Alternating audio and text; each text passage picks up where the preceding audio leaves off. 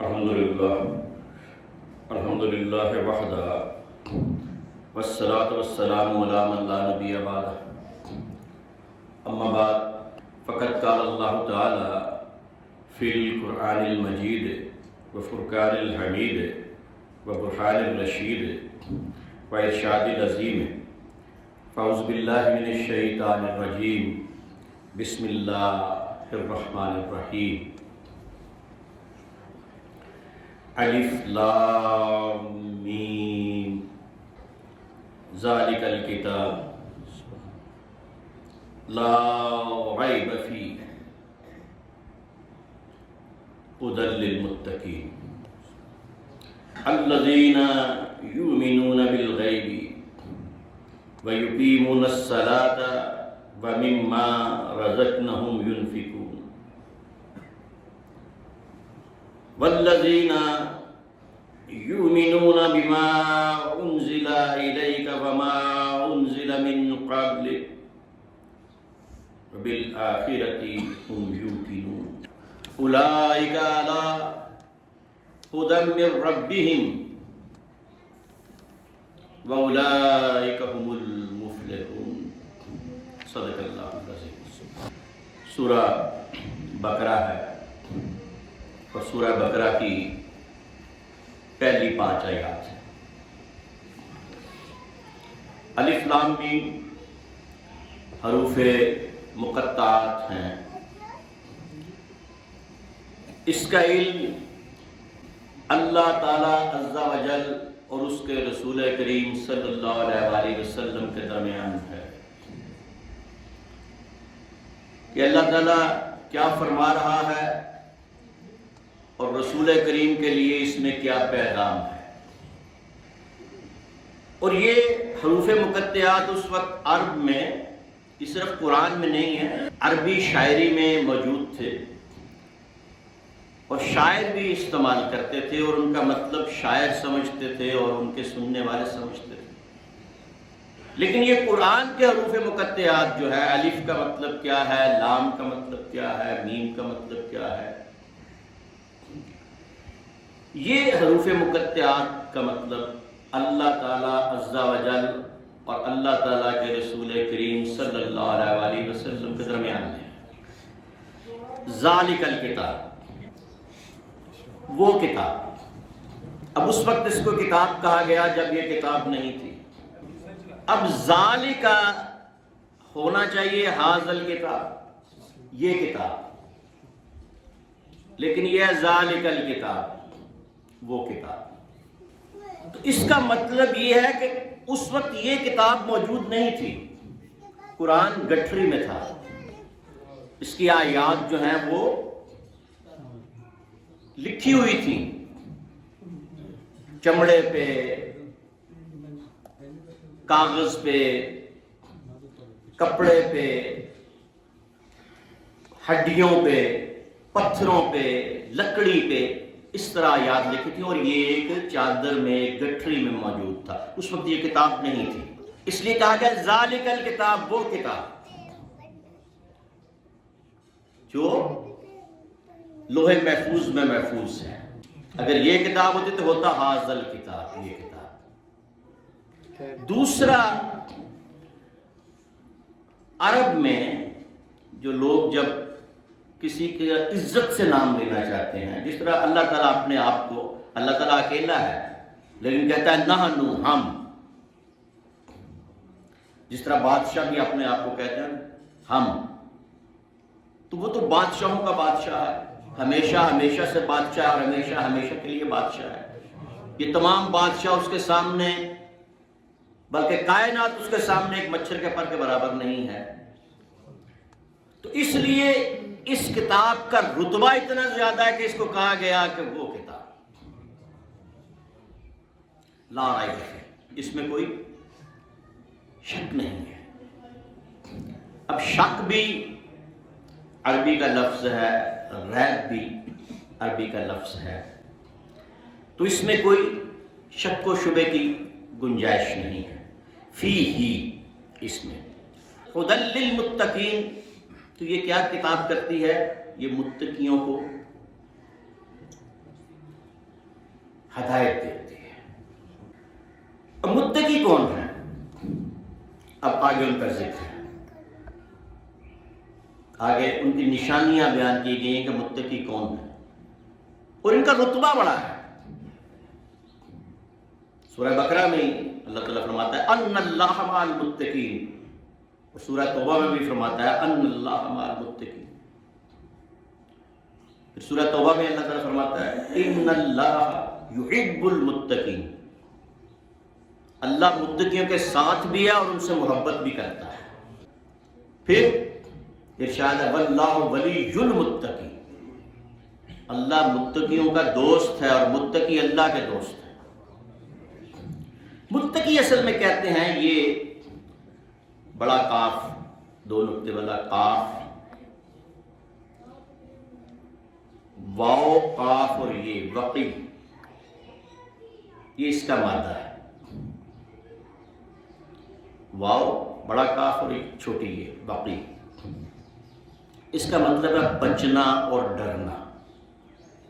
انہیں ہم کہتے ہیں، یہ عام آپ لوگ دعا پڑھتے ہو قرآنی دعا، وقنا عذاب النار، واو اور قاف کی، اس کے نیچے زیر ہے قاف، قاف کا مطلب ہوتا ہے بچنا،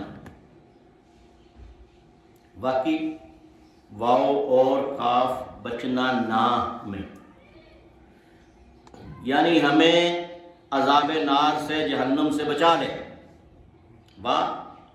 قاف جو ہے دو نقطے، اس کا مطلب ہے بچنا، اور یہ واو کاف اور یہ اس کا مادہ ہے۔ اس کا اصل مطلب ہے کہ اللہ کے ڈر کی وجہ سے ان چیزوں سے بچنا جس سے اللہ نے منع فرمایا ہے۔ تو اس میں دو مطلب آتے ہیں، ایک ڈر کا مطلب اور ایک بچنے کا مطلب۔ اب ان کی نشانیاں کیا ہیں جو متقی ہیں؟ الذین یؤمنون بالغیب، پہلی نشانی ان کی یہ ہے کہ یہ غیب پر ایمان لاتے ہیں۔ انہوں نے اللہ کو دیکھا نہیں ہے، اللہ کو تو صرف سوائے حضور کے کسی نے نہیں دیکھا، تو انہوں نے اللہ کو دیکھا نہیں ہے، لیکن یہ اللہ پر ایمان رکھتے ہیں کہ وہ موجود ہے۔ انسانی فطرت کیا ہے کہ انسانی فطرت یہ ہے کہ جو چیز وہ دیکھے گی نہیں اس پہ ایمان نہیں لائے گی، لیکن یہ فطرت کے اگینسٹ، فطرت کے مخالف کہ انہوں نے اللہ کو دیکھا نہیں ہے پھر بھی یہ اللہ پر ایمان لاتے ہیں۔ وَيُقِيمُونَ الصَّلَاةَ، اور نماز کو قائم کرتے ہیں، نماز پڑھتے بھی ہیں اور نماز کو قائم بھی کرتے ہیں۔ جو نماز میں پڑھتے ہیں کہ تو وحدہ لا شریک ہے، اگلی نماز تک اس پر قائم رہتے ہیں۔ نماز میں پڑھتے ہیں کہ تو ہمارا مالک ہے، تو اگلی نماز تک اس پر قائم رہتے ہیں۔ دنیا مالک نہیں بن جاتی، ان کی کاروبار مالک نہیں بن جاتا، ان کے دوست اور رشتہ دار مالک نہیں بن جاتے، اولاد مالک نہیں بن جاتی، وہی مالک رہتا ہے، وہی اللہ رہتا ہے، وہی وحدہ لا شریک رہتا ہے۔ جو نماز میں ذکر کر رہے ہیں اس پر یہ قائم رہتے ہیں۔ یقیمون الصلاۃ ومما رزقناہم ینفقون، اور یہ نہیں سمجھتے کہ جو ہم نے رزق کمایا یہ ہمارا اپنا ہے، یہ نہیں سمجھیں گے۔ متقی کی نشانی کیا ہے کہ وہ یہ سمجھے گا کہ یہ جو مجھے ملا ہے مال، اس میں لوگوں کا حصہ ہے، اس میں لوگوں کا حصہ ہے، میرے رشتہ داروں کا حصہ ہے، یتیموں غریبوں کا حصہ ہے، بیواؤں کا حصہ ہے، اور جو ان کو رزق ملتا ہے اس میں سے یہ تقسیم کرتے ہیں۔ والذین یؤمنون بما انزل الیک وما انزل من قبلک، والذین، اب ان کی ایک اور نشانی بیان کی۔ پہلے کتنی نشانیاں بیان کی؟ غیب پر ایمان لاتے ہیں، نماز قائم کرتے ہیں، رزق کو تقسیم کرتے ہیں، جو رزق ملتا ہے اس کو لوگوں میں تقسیم کرتے ہیں، اور جو آپ پر نازل ہوا والذین یؤمنون بما انزل الیک وما انزل من قبلک، جو آپ پر نازل ہوا قرآن، اس پر بھی ایمان لاتے ہیں، اور اس سے پہلی جتنی کتابیں آئی ہیں، تورات، انجیل، زبور اور صحائف، انبیاء ان پر بھی ایمان لاتے ہیں، وبالآخرۃ ہم یوقنون، اور آخرت پر بھی ایمان لاتے ہیں۔ یہ کس کی نشانیاں ہیں؟ یہ متقیوں کی نشانیاں، اللہ سے ڈرنے والوں کی نشانیاں۔ اولئک علی ھدی من ربہم واولئک ھم المفلحون۔ اب ان کو سرٹیفکیٹ مل گیا ہے، جن میں یہ نشانیاں، ان کو اللہ تعالیٰ ایک سرٹیفکیٹ عطا فرما رہا ہے۔ وہ سرٹیفکیٹ کیا ہے؟ اولئک علی ھدی من ربہم، یہ ہدایت یافتہ ہے، یہ ہادی اور مادی ہے، خود بھی ہدایت یافتہ اور لوگوں کو بھی ہدایت دیتے ہیں۔ وَأُولَٰئِكَ هُمُ الْمُفْلِحُونَ، اور اصل میں یہی لوگ ہیں جو فلاح پانے والے ہیں، جو کامیاب ہوئے ہیں، وہ یہی ہیں۔ اب ان کی نشانیاں دیکھیں، ان کی کامیابی دیکھیں تو آپ کو بات سمجھ آ جائے کہ تقویٰ کیا ہے، اللہ سے ڈرنا کیا ہے۔ حضور غوث ثقلین کے والد ایک سیب کھایا تو اللہ سے ڈرے، پتہ نہیں کس کا یہ سیب آ رہا ہے، حالانکہ دریا میں آ رہا تھا، جس طرف سے آ رہا تھا اس طرف چلے۔ باغ کے مالک کے پاس پہنچے، کہا یہ ایک سیب کھا لیا ہے، میں 3 دن سے بھوکا تھا، روزے سے تھا۔ تو کہا آپ 12 سال ملازمت کرو گے تو اس ایک سیب کھانے کی معافی ملے گی۔ 12 سال ملازمت کی، جب 12 سال ہو گئے تو کہا ابھی معافی نہیں ملے گی، میری ایک بیٹی ہے جو آنکھوں سے اندھی، کانوں سے بہری اور اپاہج ہے، معذور ہے، اس سے نکاح کرو گے تو پھر اجازت ملے گی، پھر معافی ملے گی۔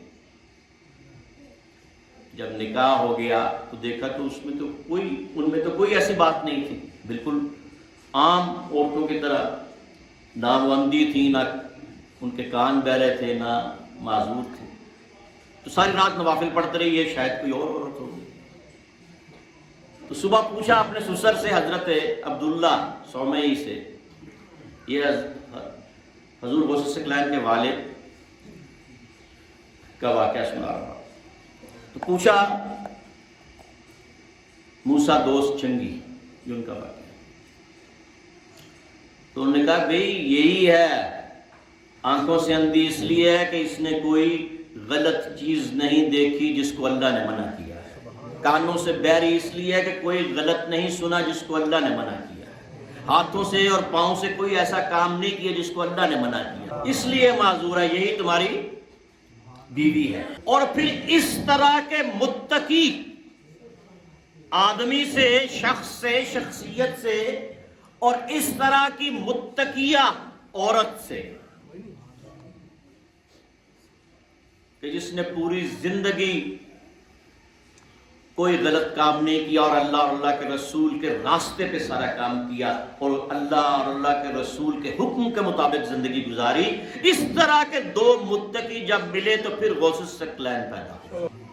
اور آپ کی والدہ کہتی ہیں کہ میں نے کبھی بغیر وضو کے غوث ثقلین کو دودھ نہیں پلایا، اور غوث ثقلین بھی وہ کہ فرماتے ہیں کہ میں نے ماں کے پیٹ میں قرآن حفظ کیا، میری ماں مجھے دودھ پلاتی تھی، قرآن پڑھتی تھی، میں نے ماں کے پیٹ میں قرآن حفظ کر لیا، اور یہ وہ چیز ہے۔ اور پھر رمضان میں سحری میں دودھ پیتے تھے اور افطاری میں دودھ پیتے تھے۔ جب اس طرح کے متقی ہوں جن میں یہ نشانیاں ہوں، پھر ان کی اولاد یہ ہوتی ہے، اور پھر ان کی اولاد ایسی ہوتی ہے۔ حضور غوث ثقلین سید عبد القادر جیلانی 29 شعبان کو پیدا ہوئے، 10 ربیع الثانی کو آپ کا وصال ہوا، 91 سال کی عمر تھی۔ تو آپ پہلا رمضان میں آپ کی والدہ نے دیکھا کہ یہ بچہ تو صرف صبح پیتا ہے دودھ اور شام کو پیتا ہے، درمیان میں پیتا ہی نہیں، سارا دن جتنا مرضی پلائے نہیں پیتا۔ تو اگلی دفعہ لوگوں کو مطلع ابر آلود تھا، بادل تھے، سمجھ نہیں آئی کہ چاند نکلا ہے کہ نہیں نکلا، روزہ ہے کہ نہیں ہے۔ آپ کی والدہ کے پاس آئے، آپ کے والد کے پاس آئے تو آپ کی والدہ نے کہا انہیں فرما دیں کہ عبد القادر یا سحری میں دودھ پیتا ہے یا افطاری میں پیتا ہے، آپ روزہ رکھ لیں، لیکن اگر عبد القادر نے روزہ رکھنے کے بعد دودھ پی لیا تو سمجھنا روزہ نہیں ہے، اور اگر نہ پیا تو سمجھ لینا روزہ ہے۔ تو اس طرح کے والدین سے جو اولاد پیدا ہوتی ہے، جو 12 سال نوکری کرے اس لیے کہ ایک سیب کھایا ہے، پھر اس کا بیٹا 12 سال کی ڈوبی ہوئی کشتی کو چراتا ہے، وَمَا عَلَيْنَا إِلَّا الْبَلَاغُ۔